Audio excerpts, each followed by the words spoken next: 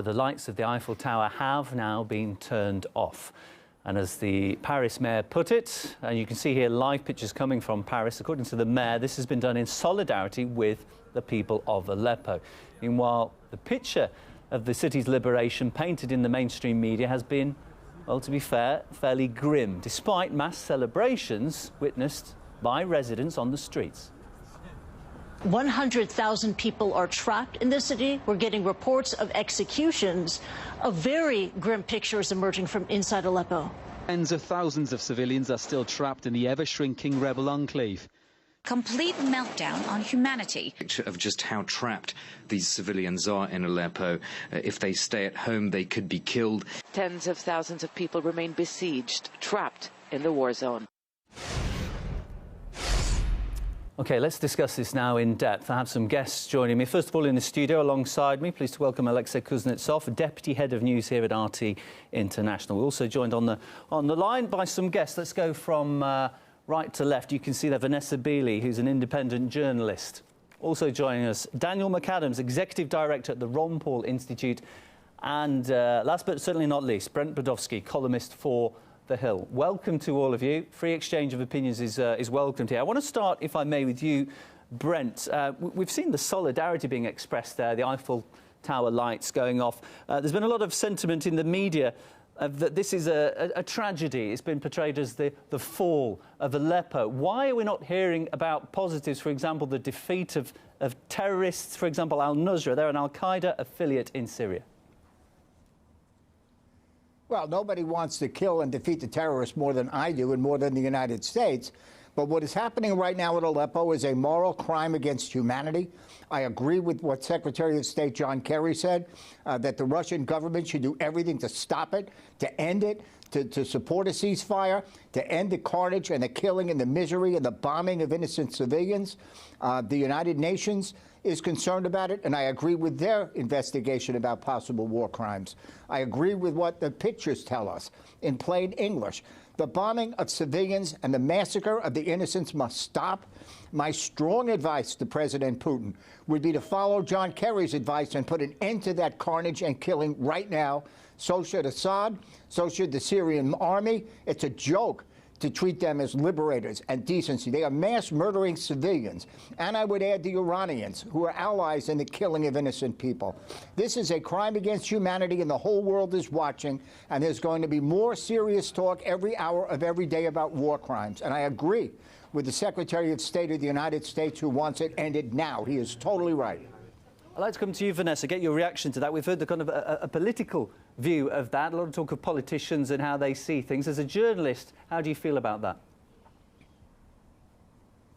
Well, actually, I've just returned from 3 days in East Aleppo, and I would like to 100% correct the lies that are being disseminated by media, think tanks, governments across the West, particularly your guest who's just uttered complete lies. I've spent basically 3 days in all the various liberated areas of East Aleppo, including Hanano, including the Old City, and including today. I went to Jibrin, which is the area where they are receiving the escaped civilians to basically register them, to give them some form of medical treatment. Many of the testimonies that we receive from the civilians that this gentleman has just accused Russia and Syria of bombing actually told us that they had been incarcerated for the last 4 years by the United States-backed various terrorist militant groups, such as Nusra Front, al-Sham, Nour al-Din Zinki, who we know beheaded the 12-year-old Palestinian child, Abdullah Isa. We were told of stories of civilians who were trying to leave this imprisonment when the Russian and Syrian governments opened the humanitarian corridors. I interviewed one lady, I have her on film, where she tells me that one woman who had been kept under a condition of starvation and malnutrition by these militant factions, who were stockpiling any humanitarian aid Can I ask one quick question? And either selling... Can I ask one quick question, please? No, could you just let me finish, please? Could you just let me finish? They were stockpiling the food, selling it at extortionate prices. When this lady went on her knees to beg for food, she was shot in the mouth by the militant factions that have been imprisoning these civilians for the last 4.5 years, and that your media and your propaganda has supported that incarceration, torture, abuse, and absolute horror that these civilians have had to go through. Okay, strong opinions. Brent, you respond. Did you interview any, one quick yes, I'd like to ask the lady, did you interview any of the dead Syrian babies and children killed by Russian or Syrian bombs? Did you interview them? Did you take photographs of them? And do you have any moral conscience about them? Have you been to Syria? Have you interviewed the many families that have lost children, had them kidnapped, had them tortured, You're not answering my question, not surprisingly. I spoke to the. Why did you answer my question? To the civilians. Did you see any of the dead Syrian children and babies? Yes. No, I didn't. Okay. No, I didn't. Because you know what we're seeing here is. The photographs that you have break in been a little bit, and this is a little easy for me. I'm not having to say anything. In Pakistan, and in Iraq. Okay, I'd like to move things along slightly. The spokesperson was talking about sources and credibility and who we can believe here. Can we believe the politicians say one thing? Can we believe journalists like Vanessa who are on the ground? The spokesperson for the US State Department has given lots of opinions on this, and he said he hasn't seen the videos of people celebrating on the city streets, which we have been showing here on RT. Let's have a listen to what Admiral Kirby had to say. I mean, I haven't seen every picture coming out of Aleppo, but I haven't seen, honestly, Said, I haven't seen any dancing in the streets.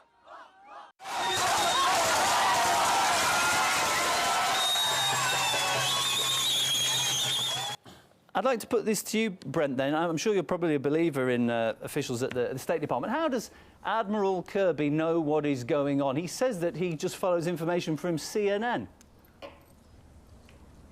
Oh, look, I think the whole world is watching. Admiral Kirby, I knew him when he worked for the Joint Chiefs of Staff. He's a good man. But the point is, we can witness hour by hour, day after day, dead babies by dead babies. Yeah, please let me finish. Then you can say what you like. The world is watching this. It's on. You can watch CNN, the BBC, France 24, any other television station. Well, okay, fine. The gentleman asked me a question. I'm giving an answer. The point of it is the killing, the carnage, the bombing of civilians must stop. The dead children, the dead babies is a moral outrage against humanity. I would plead with President Putin, forget Assad, he's even more hopeless. Stop the killing, and I don't care how many people go on and want to say this is a good example of what's wrong with the mainstream media. You have a mainstream media source like this, Brent Podolsky, who goes on television telling us, you've got to believe the government, you've got to believe the U.S. government. This is their same mainstream media that lied through its teeth about Iraq, that lied through its teeth about Benghazi, about the slaughters going on there that were not going on, who are lying through their teeth right now. There are no foreign media sources in East Aleppo right now. They are not on the ground. They are all using information that they are getting through rebel sources. That is the truth. So, Podolsky, what you're doing right now is you're putting out fake news, and you know it because there are no sources on the ground. You're saying just believe the U.S. government. You're supposed to be in the media. You're supposed to be doing independent work. Okay, Vanessa, chip in. Yeah, can I just ask one question? Where are these sources being able to transmit this information from?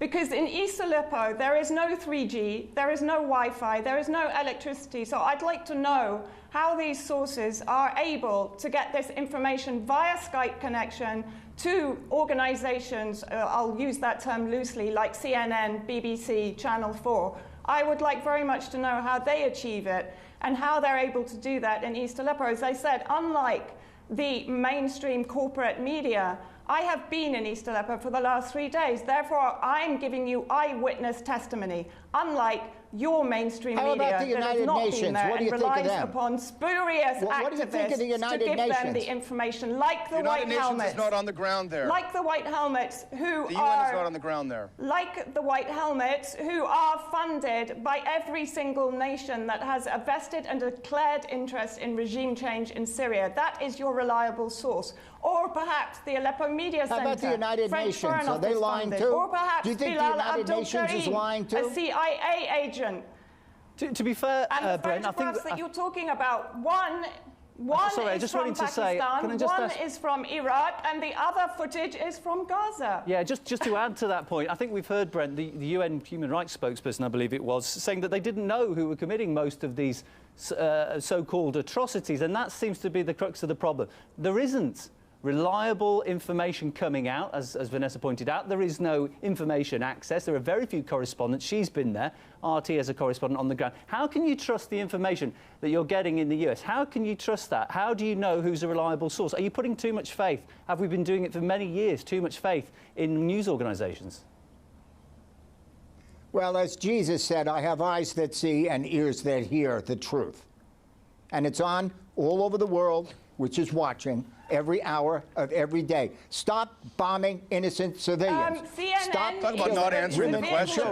That's why they had Danny Abdul-Dayam on. If you're denying that is going on, that is the biggest lie of all. With all due respect, there were common standards of decency here. Can I just ask you, evidence? How about some evidence? How about some objective evidence from on the ground? And do you remember CNN being exposed for promoting a fake activist producing footage from inside a room of bombing? Danny Abdul-Dayam, do you have any memory of that?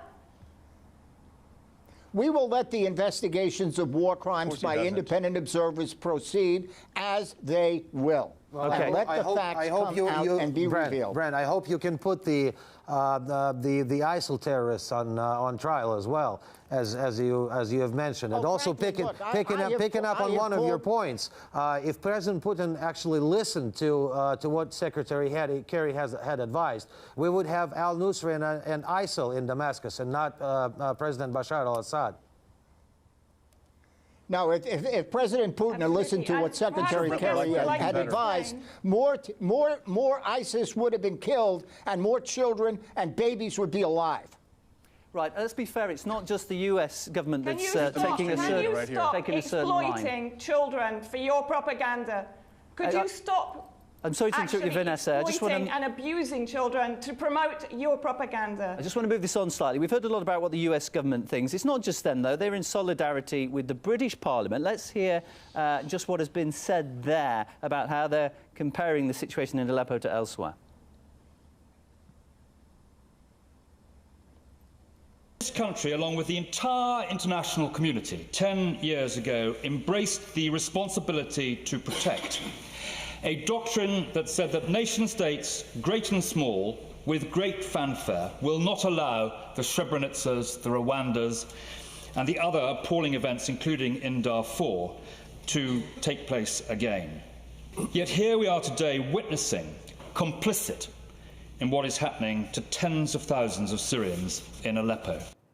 Daniel McAdams, I'd like to ask you the comparison there made between Aleppo, Srebrenica, Darfur, a British politician clearly agreeing with US political opinions. He must have pretty good reason to come out with a statement that strong, mustn't he? Well, he does, but why doesn't he go back and look at who started the regime change policy for Syria? Go back to 2005 in a document from the U.S. Embassy in Damascus back to Maine State in Washington, outlining exactly how to destabilize and overthrow the Syrian government, which is exactly the roadmap they went. Who was responsible, really responsible, for the carnage in Syria? It is the interventionists in the West and their enablers in the mainstream media that push a regime change policy that destroys countries like Iraq, like Syria, like Libya, like Afghanistan, and so on and so on. They are the real perpetrators of this crime. OK, the Aleppo has also been compared to the situation in Grozny, Chechnya. Let's have a clip of some media coverage. This is exactly what they want, to label all rebels as terrorists. Moscow tried this in Chechnya to mixed success. Moderate separatists were targeted. Radicals committed atrocities like the Beslan hostage crisis, allowing Moscow to pursue an only military solution against a movement they now call terrorists. Now, that again, a very emotive comparison, comparing the situation in Aleppo to Chechnya. Terrorists tortured and killed schoolchildren in Beslan, trying to make out that they were moderate separatists. That's a very powerful comparison to make, isn't it, Alexei? Well, it is, you know, I usually don't have a habit of coming on shows, but in this particular situation, I felt very motivated because as a young and budding journalist back in the 1990s and later on, I covered both Chechnya campaigns extensively, both in 1995 and then 2000, and I can tell you that if there's any similarity between Grozny and Aleppo today, that's the similarities. That's how the mainstream media is covering it, and you know, they seem to have yanked that old playbook, dusty old playbook, off the shelf, and are trying to use the same ploys and the same tricks that they used with Grozny. For instance, you know, playing down the threat of international terrorism in both places, internalizing the conflict, deliberately highlighting the human sufferings, and it's basically the same story, you know, all over again. It's like using the same old methods that they used in Chechnya now are being used in Syria. It's not just Russian forces who have been implicated in any way. Syrian government soldiers have been accused in the Western media of killing dozens of civilians. Apparently they come in, they're liberating Aleppo, and then they're gunning down civilians. We don't know the motivation. The UN human rights spokesperson, I mentioned this earlier in our conversation, has said that it's impossible to say who is responsible. Let's just listen to that quote. Who is doing these killings? I can't say who's done all of them, but we understand at least one Iraqi militia is involved. We've heard of killings of civilians in this way in 4 different locations, so it may well be different forces involved. Alexei, this is for you because you're Deputy Head of News here at RT. If you make any claim, but especially if it's a serious one, you have to, the golden rule is you attribute. You have to have sources, at least 2, to back it up. We've got a very credible source there from the UN saying they don't know who's carrying out atrocities. So why are we seeing Western media jump to conclusions, and they're doing it en masse? Well, because it's easy. It's easy because you can afford to demonize Assad, basically, without actually going into details, and relying on one particular source. You know, doesn't make you go to you know, to all other people and collecting all the viewpoints. It's not necessary, and you know, they're trying to build what's happening here is that they're trying to build on the old reference points that have been so craftily created in the past, and you have a situation in which the mainstream media are carrying water for the politicians. That's why there's no second opinion. There's no alternative media. It's very convenient. Okay, let's just talk now about who exactly have the Syrian army been fighting against. Some people call them rebels. Some might even call them freedom fighters. For others, they're terrorists. Let's just play a clip now of explaining who these people are.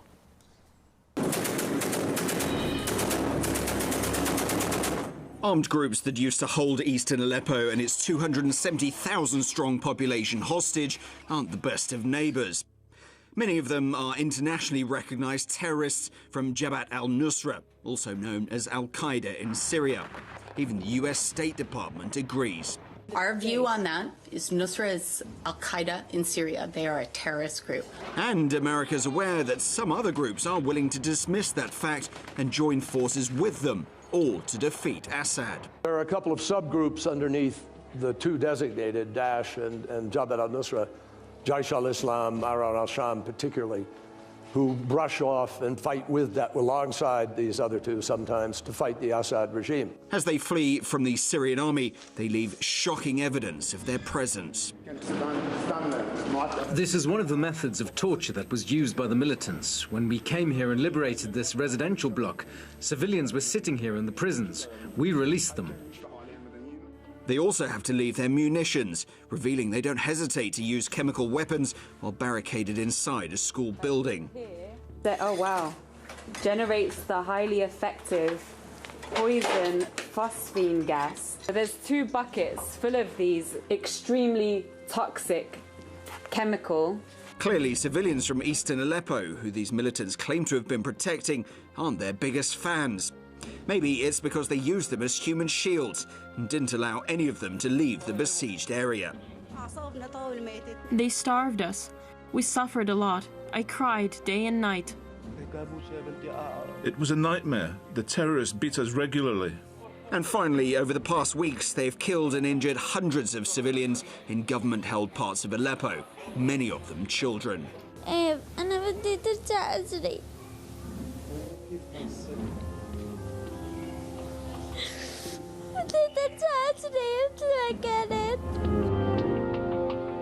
Yet the defeat of these very terrorists is a huge tragedy, judging by the mainstream media. OK, I hope you could hear that well. I want to come to you, Brent. Basically, that report just assessing what our correspondents seen, as well as other sources, evidence of chemical weapons left behind, ISIS flags, weapons of torture, reports of civilians used as human shields. Now, whatever their cause was originally, the way it's ended up, if you look at the evidence, as you like to look at with your eyes and believe, it suggests that these people are more akin to terrorists than anything else. Is that not good enough reason to stop supporting them? Well, look, first of all, for the record, I oppose strongly the American invasion of Iraq when President George W. Bush did it from the beginning, number one. Number two, I took a much more aggressive position to kill the ISIS terrorists and those groups of terrorism than even the Obama administration has, for the record. But the fact is, there are 500,000 potential Syrian witnesses who are dead. And far too many of those potential Syrian witnesses who are dead were killed by the indiscriminate mass bombing and deliberate mass bombing of civilians. Far too many by Russia and Syria. Actually, the majority of the casualties in Syria are the Syrian Arab army. The majority. Oh, okay. Okay, you're making it up as you go along. I'll give you credit for that. The bottom line, though, is 500,000 potential Syrian 500,000 potential Syrian witnesses are dead. And can we all agree? Well, let me challenge you. Will you agree that if there was bombing of civilians that was deliberate by Russia or Syria, will you all agree that if that did happen, it would be a moral crime? Would you agree with that? I dare you to tell me yes or no. No, I tell you exactly silence. Why am I not surprised? The United States. Which one of you will jump up and agree? The war criminal, because without your country's illegal intervention in a sovereign nation, will you agree with what I just asked you? You can't be hypothetical when you're talking about a war and civilian casualties. You just cannot be hypothetical. You have to stick to the facts. And the facts are there. The facts are presented by our correspondent who is on the ground in Aleppo, unlike many other news agencies that claim to know what's happening in Syria. No, I mean, it's not okay. It's not okay. I'd just like to put another question to you. It's not okay. Exactly. It's not okay. It's a war crime. That's exactly what I'm telling you. My other guests won't even denounce the bombing of civilians. Isn't that sad? Think about that, folks. They won't even say it would be wrong if it happened. I denounce any form because no one is talking theories here. What you're trying to suggest to us, you're trying to suggest a theory. We're showing you facts. And the evisceration of children in West Aleppo. You do not talk about the children and the babies and the families that have been destroyed and devastated by you won't your even say the bombing of civilians would be wrong if it happened. Or whether you call them militants. They have ethnically cleansed entire areas of Syria. Brent, can I ask you this? Your sectarian argument failed. Your intervention arguments have failed. And now you are going into hysteria. Brent, can I ask you this? If there had been no military intervention from Russia to assist Syria, where would we be now? Would there be al-Nusra terrorists now in Damascus? None of our other guests would even say that if there was the bombing of civilians, it would be a crime. I think that is tragic and sad. Brent, wait a second. Let me ask you this.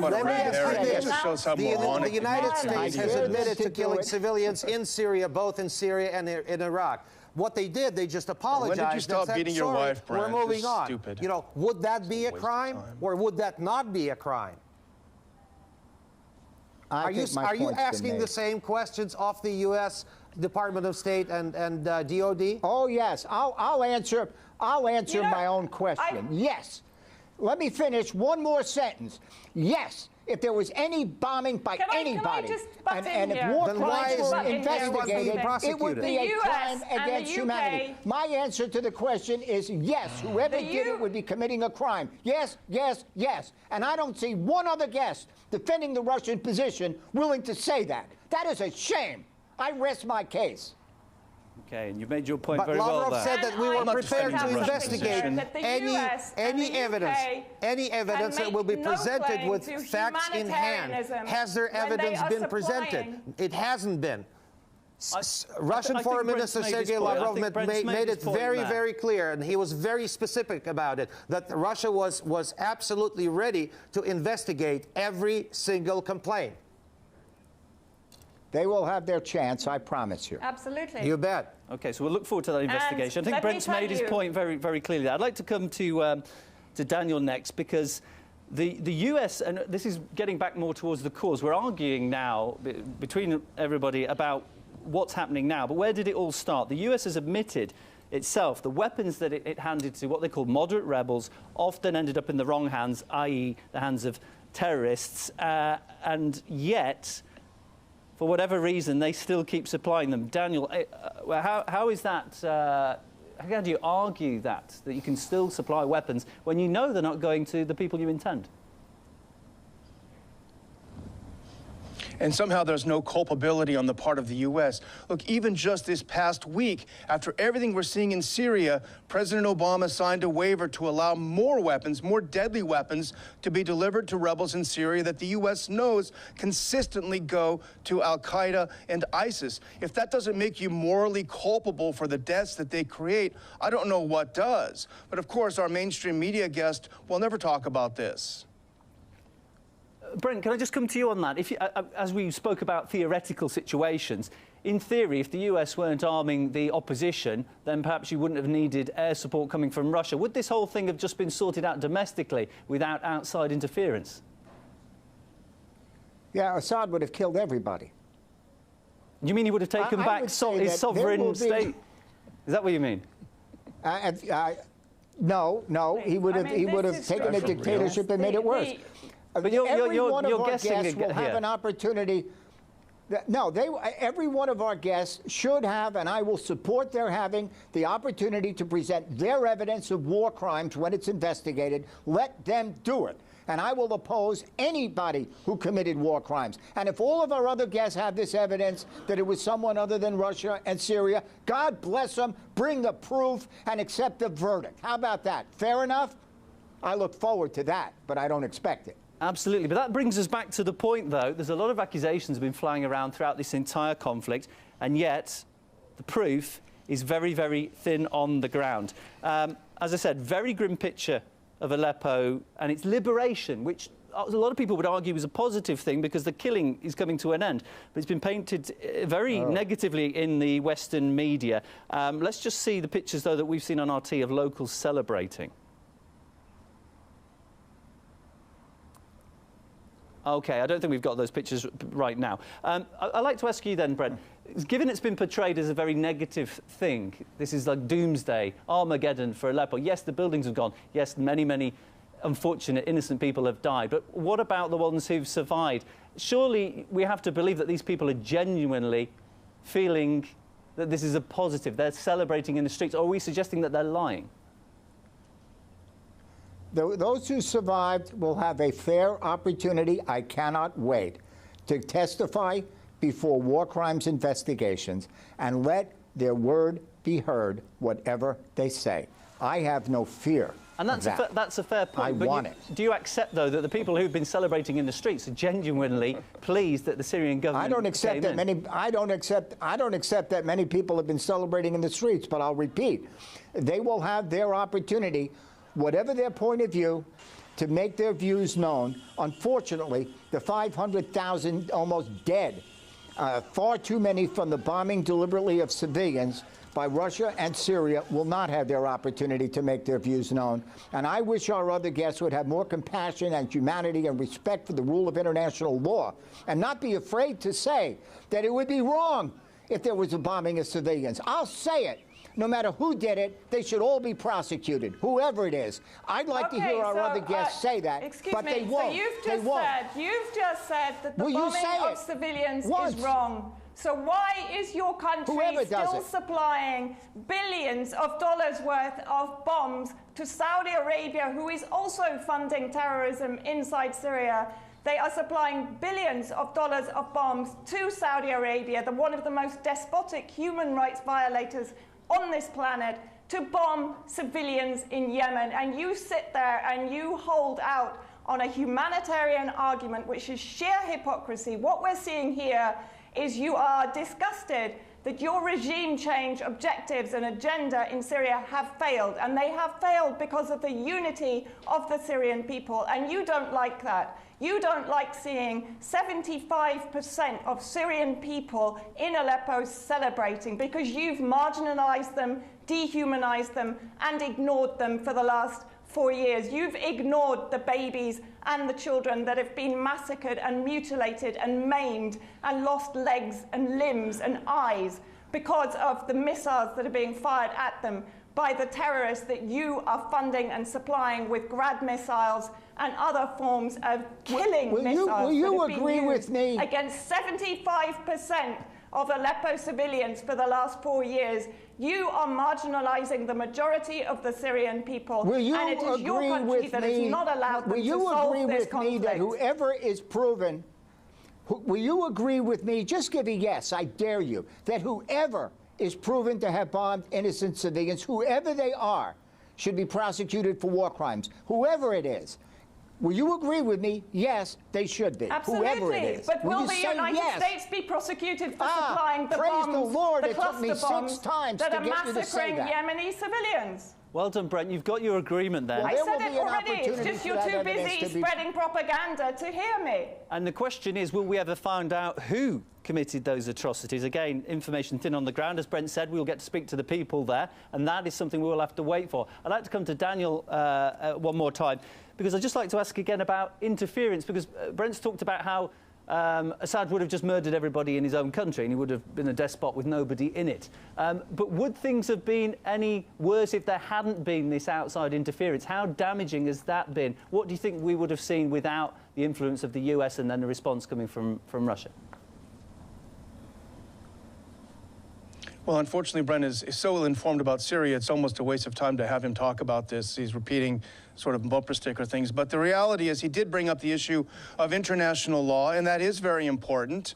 Russia is, for all accounts, operating under international law. It was invited by the legal government of Syria as an ally to help put down an insurrection. The United States, on the other hand, is in Syria illegally under international law. This is objectively true. It was not invited into Syria. There is no UN Security Council resolution providing for the U.S. to be operating as a military in Syria. The U.S. flouts international law when it wishes to do so, and as our mainstream media friend would say, it grasps and puts forth international law when it suits its interventionist, neocon foreign policy purposes. We see it laid bare here.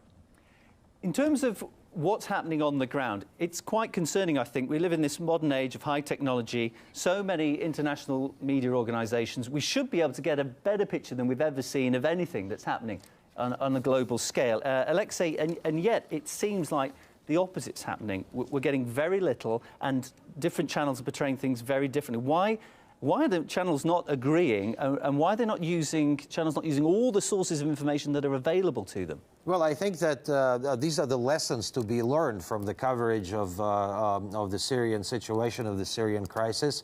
You know, first of all, you got to be on the ground to report it correctly. Which most channels are. Well, which most channels are, and which we... Why is that? Well, they might have their own political agenda. They might be afraid of the people that they're claiming to be the moderate opposition.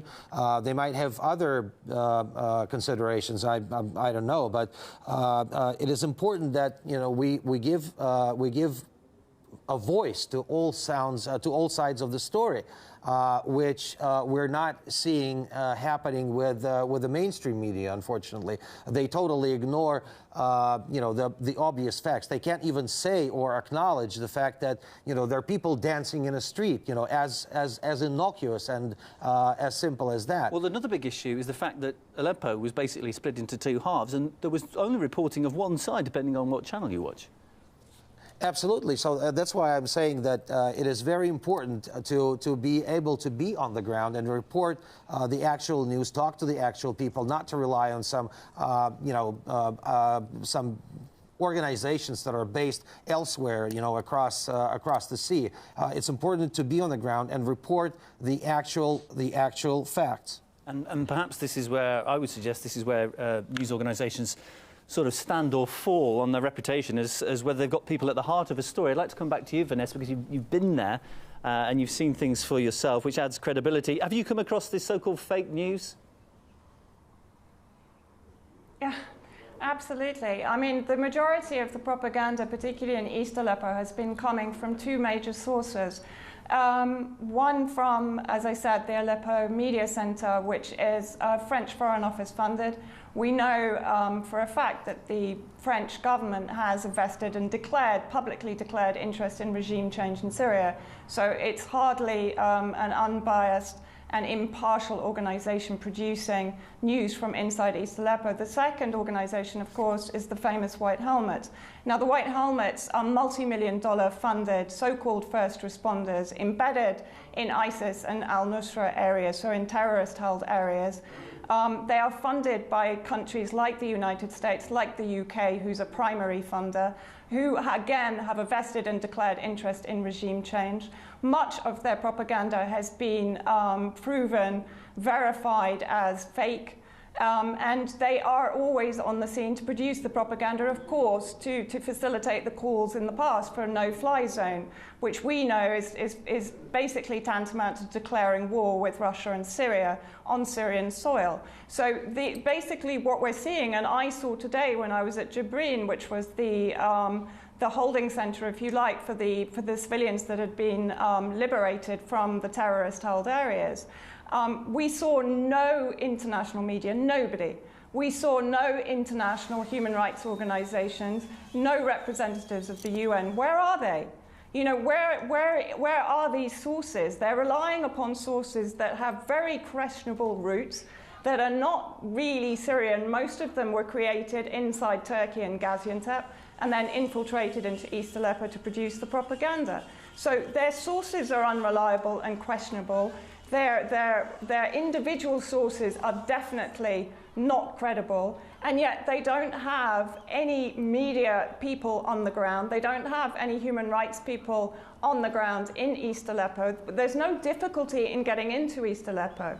I got in very easily as an independent journalist on my own, with the protection of the Syrian Arab Army in the terrorist or the previously terrorist-held areas. And one question I will ask: why would the Syrian Arab Army, who is the Syrian people, there is not one Syrian family that does not have a member of their family in the Syrian Arab Army, why would they liberate these people and then mow them down or execute them? I mean, this defies logic. I watched Syrian Arab armies carry children downstairs, help old ladies with the remnants of their belongings because the terrorists had completely destroyed and decimated their homes.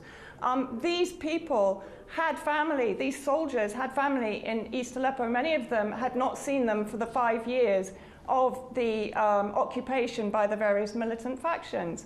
Those who are mowing down civilians trying to escape are the terrorist factions. We had multiple testimonies, all of which I have recorded. So as I say, I was on the ground. I was speaking to the people there. I am relaying their testimonies. That should not be ignored. We've got just 30 seconds left. Sorry to interrupt you, Vanessa. That you say that you're defending. We've only got 30 seconds left. I'd like to give it to Brent Budowski, just have the final say. Go ahead, Brent. Sure. On behalf of 500,000 dead Syrians, far too many of them women and children and babies, far too many of them killed by the massive and deliberate bombing of civilians, I look forward, if nothing else, The to United the war States crimes, has their blood allowing on everybody its hands. to present their evidence. You can testify, Vanessa, and I look forward to your testimony and everyone else. I will. God save the people of Syria from people who justify their murder. Very frank conversation. I'd like to thank all of you for participating. I'd like to thank our guests, starting on the left there, Brent Badowski, columnist for The Hill, alongside him Daniel McAdams, Executive Director of the Ron Paul Institute. We also heard Vanessa Beeley, independent journalist who's on the ground very often there in Syria, and alongside me, Alexei Kuznetsov, Deputy Head of News here at RT International. Thank you to all of you. A pleasure to have your company.